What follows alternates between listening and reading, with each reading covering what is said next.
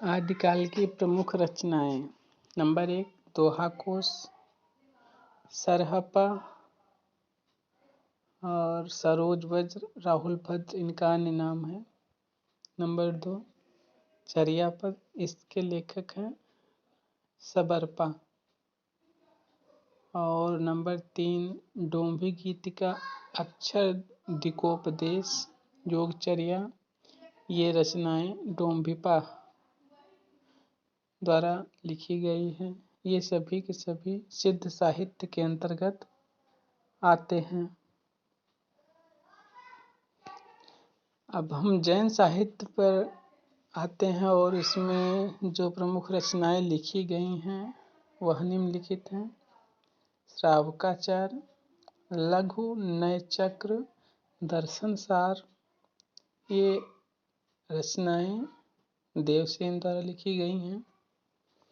भरतेश्वर बाहुबली रास के रचनाकार हैं शालिभद्र सूरि। डॉक्टर गणपत चंद्र गुप्त ने अपने हिंदी साहित्य का वैज्ञानिक इतिहास में प्रथम कवि के रूप में शालिभद्र सूरि को प्रतिष्ठित किया, स्थापित किया। नंबर 3 चंदन बालारास, इसके रचनाकार हैं आसागु। नंबर 4 स्थूलभद्र रास, इसके रचनाकार हैं जिन धर्म सूरि। रेवंत गिरिरास, इसके रचनाकार हैं विजय सेन सूरि। नंबर 6 नेमिनाथ रास, इसकी रचना सुमति गणि ने की। अब हम नाथ साहित्य पर आते हैं। नाथ साहित्य में सबसे प्रमुख जो कवि हैं गुरु गोरखनाथ, उनकी 14 रचनाएं डॉक्टर पीताम्बर दत्त बड़थवाल ने स्वीकार की हैं। वो 14 रचनाएं निम्नलिखित हैं। नंबर 1 शब्दी, नंबर 2 पद, नंबर 3 प्राण संकली, नंबर 4 शिष्यादर्शन, नंबर 5 नरवय बोध, नंबर 6 अभय मात्रा जोग, नंबर 7 आत्म बोध, नंबर 8 15 तिथि, नंबर 9 सप्तवार, नंबर 10 मच्छिंद्र गोरखनाथ, नंबर 11 रोमावली, 12 ज्ञान तिलक, 13 ज्ञान चौतीसा, 14वीं रचना है पंचमात्रा। अन्य कवि हैं जो नाथ साहित्य में अपना स्थान रखते हैं चौरंगी नाथ, गोपीचंद, चुड़कर नाथ, भरथरी, जलंधरी पाव। गोरखबानी जो गोरखनाथ जी की रचनाओं का संकलन है, उसका संपादन डॉक्टर पीताम्बर दत्त बड़थवाल ने किया है। नाथ की संख्या 9 थी और ये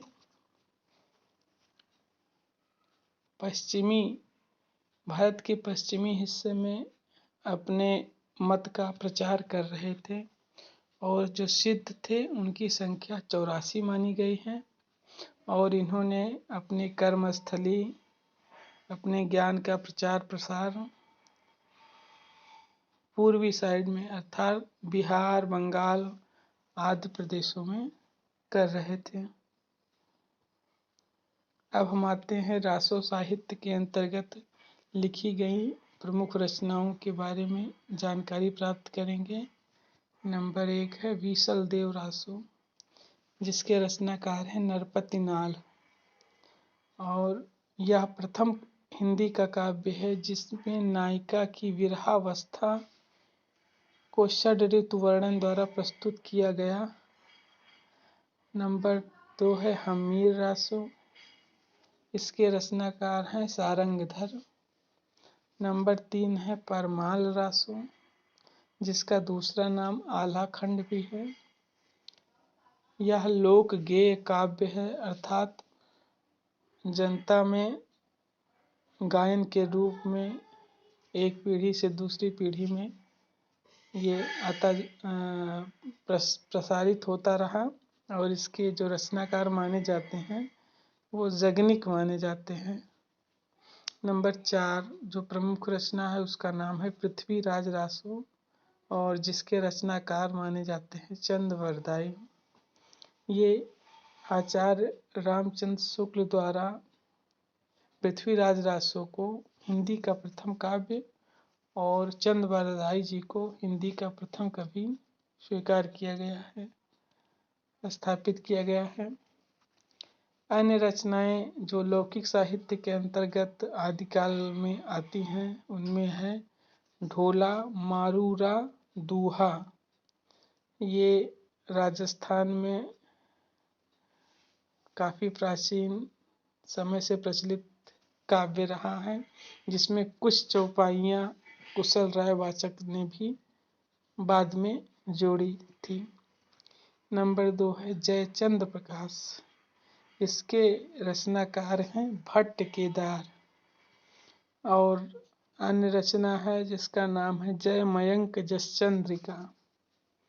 इसके रचनाकार मधुकर कवि माने जाते हैं। नंबर 4 है वसंत विलास। इसमें इस रचना में वसंत के आगमन पर महिलाओं पर उसके पड़ने वाले प्रभाव के बारे में बताया गया है। इसके रचनाकार का नाम अभी तक अज्ञात है। पांचवें क्रम पर हैं खालिक वारी, पहेलियाँ, दो सुखने, मुकरियाँ और गज़ल के रचनाकार अमीर खुसरो।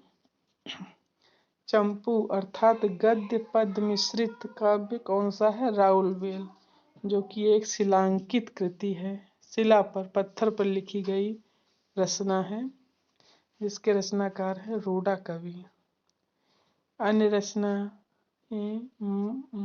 उक्ति व्यक्ति प्रकरण, जो कि एक व्याकरण ग्रंथ है। इसके रचनाकार पंडित दामोदर शर्मा जी हैं। 8वीं जो प्रमुख रचना है उसका नाम है वर्णरत्नाकर, जिसके रचनाकार हैं ज्योतिरीश्वर ठाकुर।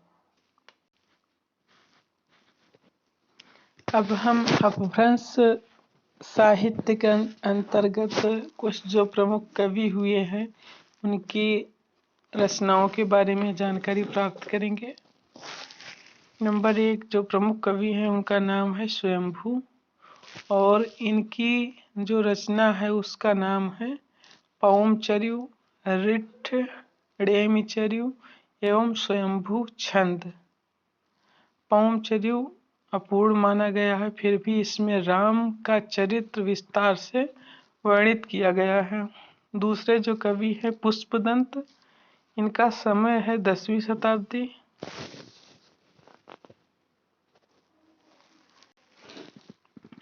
पुष्पदंत 10वीं शताब्दी में हुए थे, ये शैव थे। इनकी जो प्रमुख रचनाएं हैं महापुराण, ड़य कुमार चर्यु, जसहर चर्यु।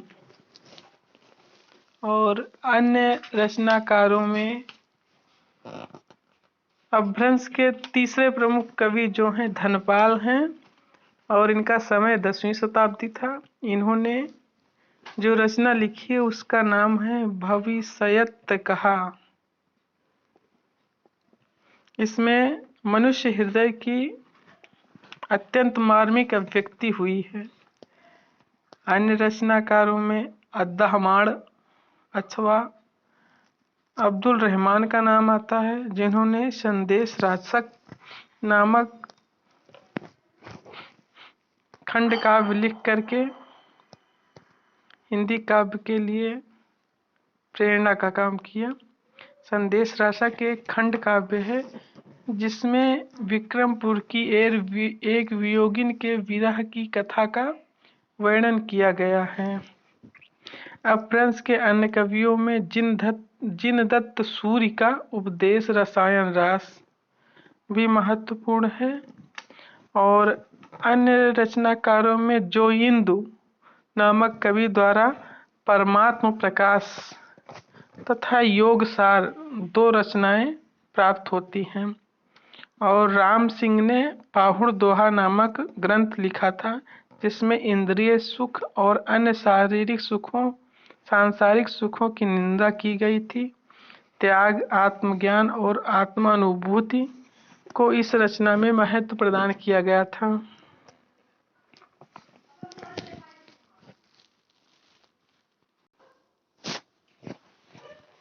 जो सिद्ध लोग थे वो प्रमुख रूप से नारी साहचर्य में, नारी भोग में पूरी तरह विश्वास करते थे और उन्होंने आनंद का, ईश्वर से प्राप्ति का प्रमुख लक्ष्य ही माना था।